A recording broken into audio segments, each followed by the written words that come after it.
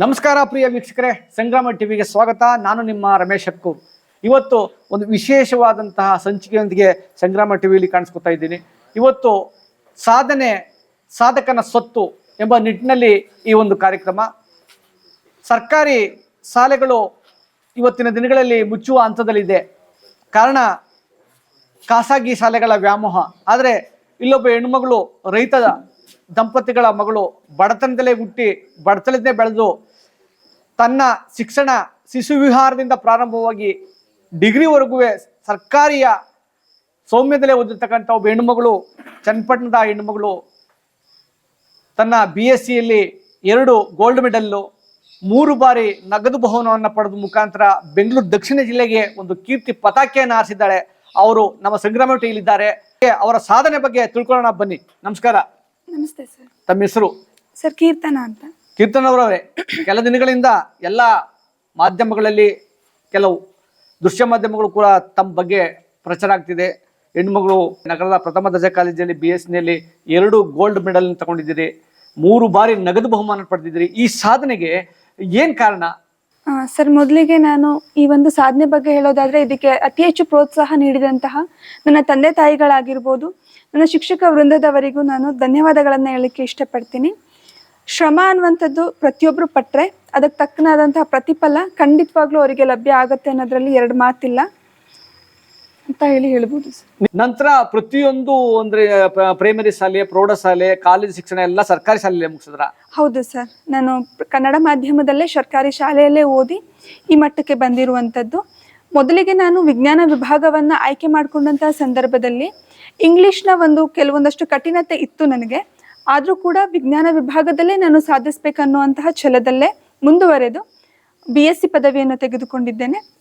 ಅದರಲ್ಲಿ ರಸಾಯನಶಾಸ್ತ್ರ ವಿಭಾಗದಲ್ಲಿ ಚಿನ್ನದ ಪದಕ ಬಂದಿರುವಂಥದ್ದು ನಿಜಕ್ಕೂ ಖುಷಿಯಾದಂತಹ ವಿಚಾರ ಸರ್. 2 ಗೋಲ್ಡ್ ಮೆಡಲ್ಲು, 3 ಬಾರಿ ನಗದು ಬಹುಮಾನ ಪಡೆದಿದ್ರಿ. ನಿಮಗೆ ಇದ್ರ ಬಗ್ಗೆ ಏನು ಅನಿಸ್ತದೆ ಸರ್? ಅಂದರೆ ಪ್ರತಿಯೊಬ್ಬರು ಕೂಡ ಇದೇ ರೀತಿಯಾಗಿ ಓದಬೇಕು, ಸರ್ಕಾರದ ಸವಲತ್ತುಗಳನ್ನು ಬಳಸ್ಕೊಬೇಕು, ಸರ್ಕಾರಿ ಶಾಲೆಯಲ್ಲೇ ಓದಿ ಈ ರೀತಿಯಾದಂತಹ ಸಾಧನೆ ಮಾಡಬಹುದು ಅಂತ ಹೇಳಿ ನನ್ನ ಮುಖಾಂತರ ಪ್ರತಿಯೊಬ್ಬರಿಗೂ ಕೂಡ ಸ್ಫೂರ್ತಿ ಆಗಬೇಕು ಅನ್ನೋಂಥದ್ದೇ ನನ್ನ ಉದ್ದೇಶ ಸರ್.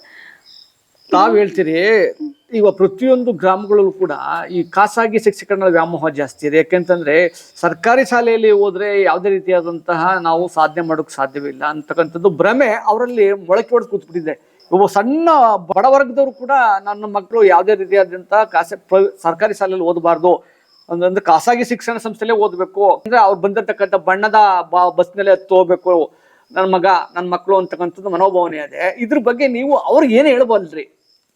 ಸರ್, ಓದೋ ಮಕ್ಕಳು ಎಲ್ಲೇ ಇದ್ರು ಓದ್ತಾರೆ. ಅವರು ಖಾಸಗಿ ಶಾಲೆಯಲ್ಲಾದ್ರೂ ಆಗಿರ್ಬೋದು, ಸರ್ಕಾರಿ ಶಾಲೆಯಲ್ಲಾದ್ರೂ ಆಗಿರ್ಬೋದು. ಆದರೆ ವಿದ್ಯಾರ್ಥಿಗಳಿಗೆ ಏನು ಒಂದು ಮನೋಭಾವ ಇರಬೇಕು ಅಂದರೆ, ಅವರಲ್ಲಿ ಶ್ರದ್ಧೆ ಮತ್ತು ಆಸಕ್ತಿ ಇದ್ದರೆ ಅವ್ರು ಏನು ಬೇಕಾದರೂ ಸಾಧಿಸ್ಬೋದು. ಅದು ಶಾಲೆಗಳ ಮೇಲೆ ಅದು ಡಿಪೆಂಡ್ ಆಗಿರೋದಿಲ್ಲ.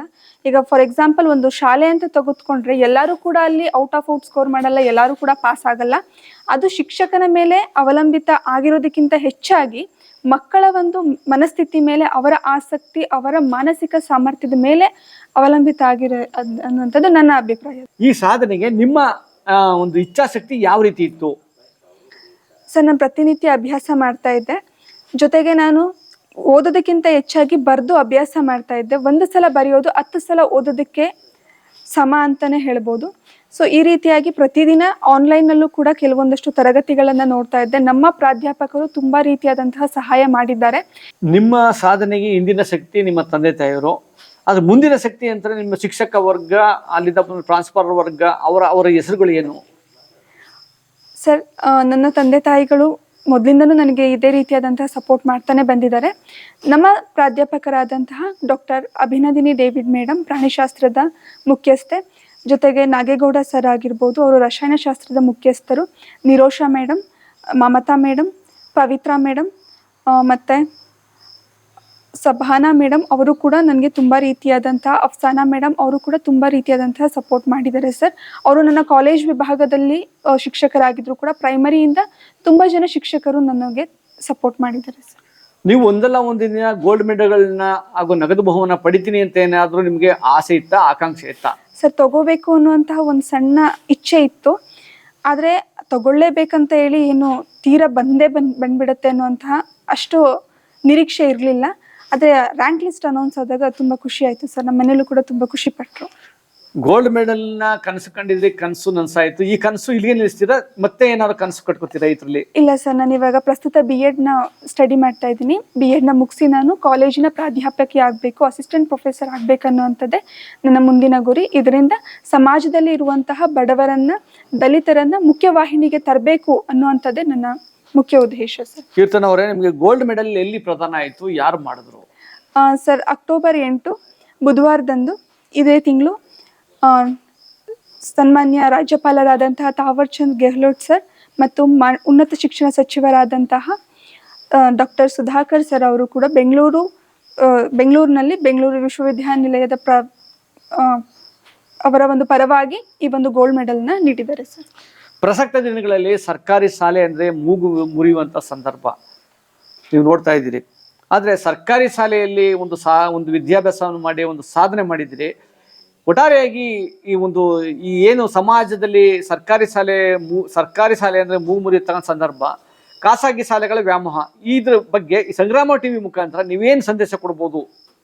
ಅದೇ ಸರ್, ಪ್ರತಿಯೊಬ್ಬರು ಕೂಡ ಸರ್ಕಾರ ಏನು ಸವಲತ್ತುಗಳನ್ನು ನೀಡ್ತಾ ಇದೆ ಅಲ್ಲೂ ಕೂಡ ಅತ್ಯುತ್ತಮ ಶಿಕ್ಷಕರು ಇರ್ತಾರೆ. ಅಲ್ಲೂ ಕೂಡ ನೈಪುಣ್ಯತೆ ಹೊಂದಿರುವಂಥ ಶಿಕ್ಷಕರು, ತರಗತಿಗಳು ಎಲ್ಲವೂ ಕೂಡ ಇದೆ. ಅದನ್ನು ಸದುಪಯೋಗ ಪಡಿಸ್ಕೊಂಡು ನೀವು ವಿದ್ಯಾಭ್ಯಾಸವನ್ನು ಮುಂದುವರಿಸಿದ್ರೆ ಖಂಡಿತ ನಿಮಗೆ ಯಶಸ್ಸು ಆಗುತ್ತೆ. ಇದರಿಂದ ತುಂಬ ಜನ ಇದ್ದಾರೆ ಸರ್, ನಾವೇ ಅಂತಲ್ಲ, ಸರ್ಕಾರಿ ಶಾಲೆಯಲ್ಲೇ ಓದಿ ಅತ್ಯುನ್ನತ ಪದವಿಗಳನ್ನು, ಹುದ್ದೆಗಳನ್ನು ಅಲಂಕರಿಸಿರುವಂಥವರು ಸಮಾಜದಲ್ಲಿ ತುಂಬ ಜನ ಇದ್ದಾರೆ. ಅವ್ರಿಗೆ ಕೂಡ ನನ್ನ ಮುಖಾಂತರ ಅವ್ರಿಗೆ ಸ್ಫೂರ್ತಿ ಆಗಲಿ ಈ ಒಂದು ಸಂಗ್ರಾಮ ಟಿವಿ ಮುಖಾಂತರ ಇಲ್ಲಿ ಕರೆಸಿ ನನಗೆ ಇಷ್ಟು ಪ್ರೋತ್ಸಾಹ ನೀಡಿದಂಥ, ನನ್ನ ಪ್ರತಿಭೆಯನ್ನು ಗುರುತಿಸಿ ಈ ರೀತಿ ಒಂದು ಸಂದರ್ಶನಕ್ಕೆ ಅವಕಾಶ ಮಾಡಿಕೊಟ್ಟಂತಹ ಸಂಗ್ರಾಮ ಟಿವಿ ಅವರಿಗೂ ಕೂಡ ಧನ್ಯವಾದಗಳು.